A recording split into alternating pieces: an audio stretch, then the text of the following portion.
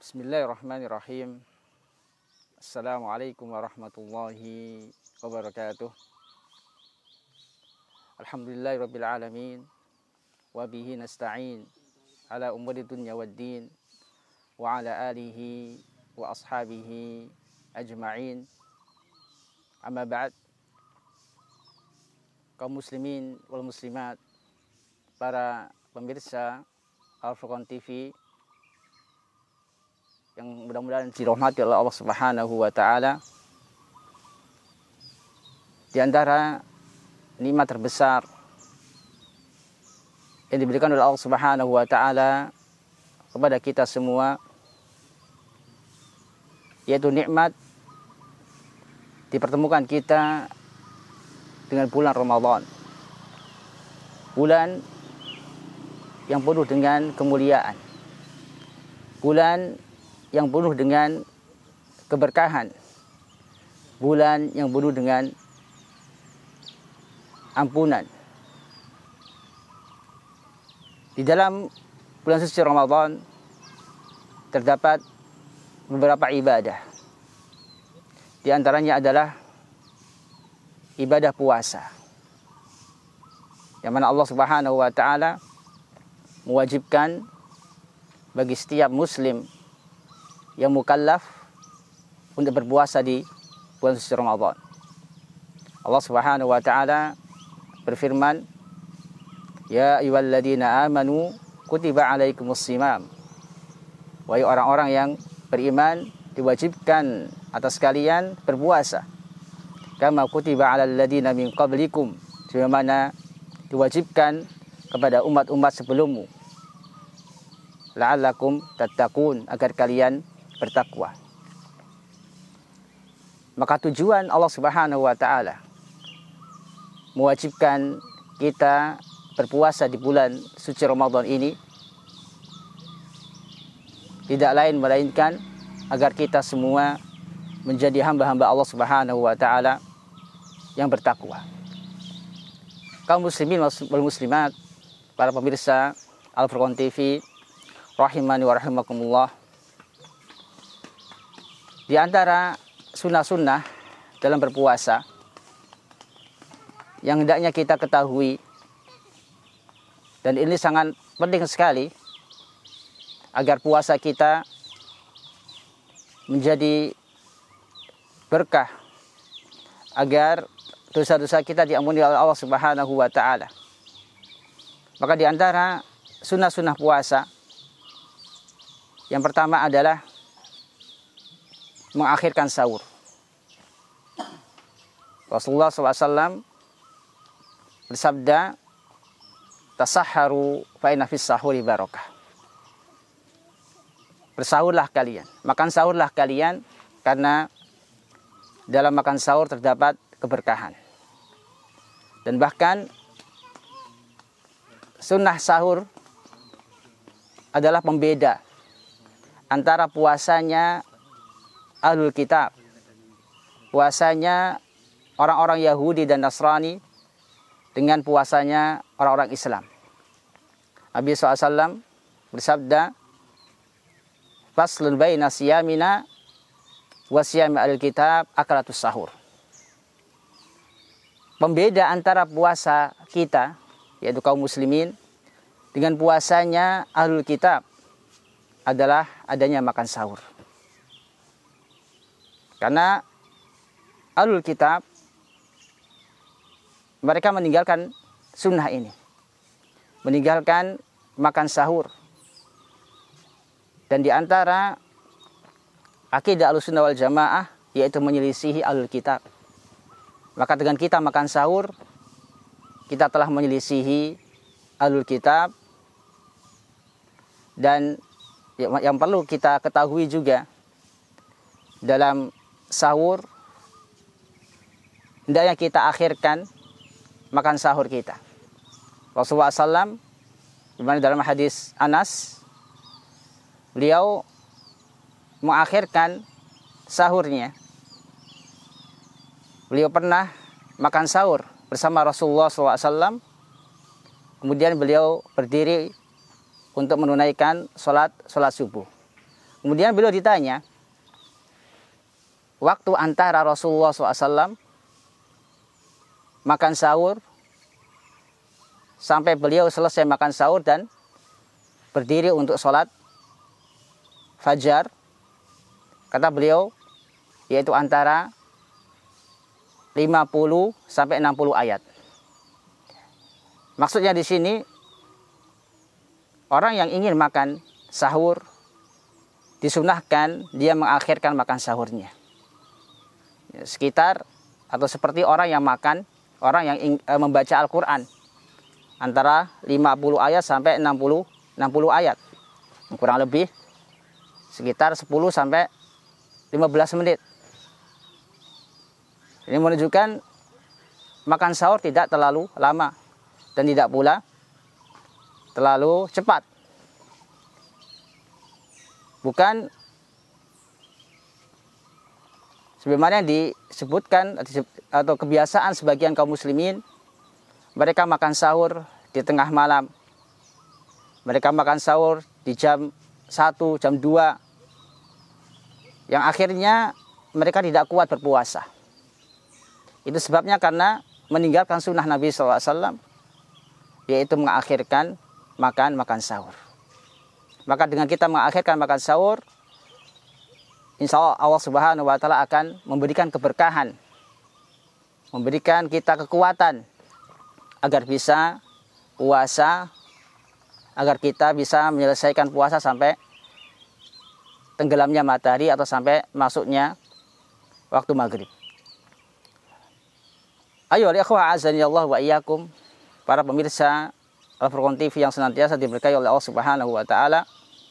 Di antara sunnah-sunnah yang penting dalam berpuasa yaitu mensegerakan berbuka. Rasulullah SAW bersabda, la tazalu an-nasu bi khairin ma'ajjalul fitr.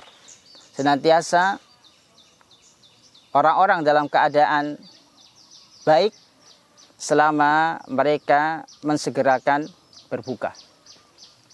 Dalam hadis yang lain, Rasulullah SAW bersabda, la tazalu ummati ala sunnati. Senantiasa umatku berada di atas sunnahku. Yaitu selama mereka berbuka, selama mereka tidak menunggu munculnya bintang-bintang untuk berbuka. Karena apa? Karena di antara kebiasaan orang-orang Yahudi dan Nasrani, mereka mengakhirkan makan buka mereka. Mereka mengakhirkan makan mereka sampai bermunculan bintang-bintang, sampai masuk waktu Isya. Dan kita diberitakan oleh Rasulullah SAW untuk menyelisihi ahlul kitab dengan mensegerakan berbuka. Artinya, tatkala kita mendengar adzan maghrib, maka hendaknya kita segera berbuka. Dan kita segera berbuka tanpa harus menunda makan dan minum. Dan di antara sunnah dalam berbuka, Rasulullah SAW biasa berbuka dengan kurma basah. Karena Rasulullah SAW yuftiru ala rutabat. Rasulullah SAW ketika berbuka, beliau berbuka dengan kurma basah. Wa illam takun fa'ala tamarat. Dan jika tidak ada kurma basah, maka Rasulullah berbuka dengan kurma kering. Dan jika tidak ada, qabil hasawat minal ma', maka beliau meneguk air putih. Inilah sunnah Rasulullah SAW dalam berbuka. Tidak perlu berlebih-lebihan dalam berbuka dengan makan makanan yang banyak. Ini justru akan menyebabkan sakit pada perut kita. Maka contohlah Rasulullah SAW dalam berbuka. Ayo al-ikhwah azanillah wa yakum, para pemirsa Al-Furqan TV yang senantiasa dirahmati oleh Allah Subhanahu wa Ta'ala. Di antara sunnah dalam berpuasa, kita disunahkan untuk memberikan makanan kepada orang-orang yang sedang berpuasa. Meskipun kita sendiri sedang berpuasa, Rasulullah SAW bersabda, "Man fattara sha'iman kana lahu misla ajrihi min ghairi ayyanqusa min ajri sha'imi syai'an." Kata Rasulullah SAW, barang siapa yang memberi makan orang yang berpuasa, maka dia akan mendapatkan pahala orang yang berpuasa, tanpa harus mengurangi pahala orang yang berpuasa tersebut. Artinya apa? Seorang yang memberikan makanan untuk orang yang berpuasa, baik itu untuk berbuka mereka atau untuk makan sahur mereka, maka Allah Subhanahu wa taala janjikan kepadanya pahala yang besar. Dia akan mendapatkan pahala seperti pahalanya orang yang berpuasa, tanpa harus mengurangi pahala orang yang berpuasa tersebut. Tanpa harus mengurangi pahalanya orang yang berpuasa tersebut. Maka di bulan suci Ramadan ini kesempatan kita untuk memperbanyak pahala, untuk memperbanyak amal kebaikan. Di antaranya adalah memberi makan saudara kita yang sedang berpuasa. Karena bisa jadi di antara mereka ada yang tidak memiliki makanan untuk berbuka. Bisa jadi di antara mereka ada yang tidak memiliki makanan untuk dimakan di waktu sahurnya. Maka kita sebagai seorang muslim, hendaknya kita bantu mereka.